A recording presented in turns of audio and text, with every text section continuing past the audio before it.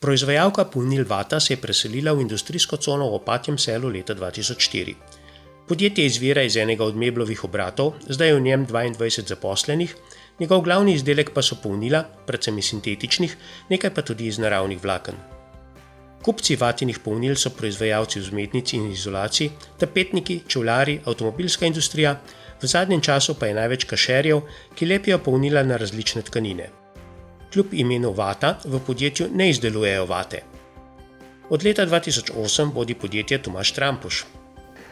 Naše konkurenčne prednosti so predvsem fleksibilnost, probamo za kupca narediti vse, potem kvaliteta naših izdelkov, kar nam tudi drugi priznavajo, in tudi za sprejemljivo ceno vse skupaj, kot en paket. Nabavni trg vate je globalni. Surovine kupujejo po vsem svetu.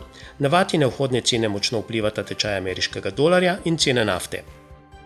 Izvozijo približno 4/5 proizvodnje. Po letu 2009 so začeli bolj dejavno prodirati na italijanski trg, kjer danes prodajo največ. Nekaj proizvodnje prodajo tudi na Hrvaško in v Avstrijo.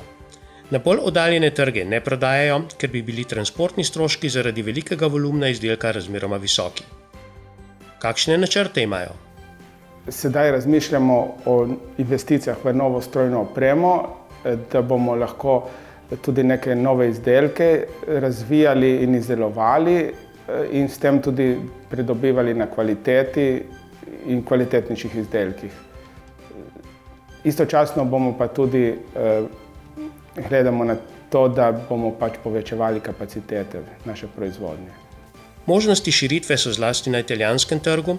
Konec leta 2015 so na tem trgu opazili povečane zanimanja, kar povezujejo predvsem z izboljšanjem kupne moči prebivalstva, ki si lahko privošči nove nakupe.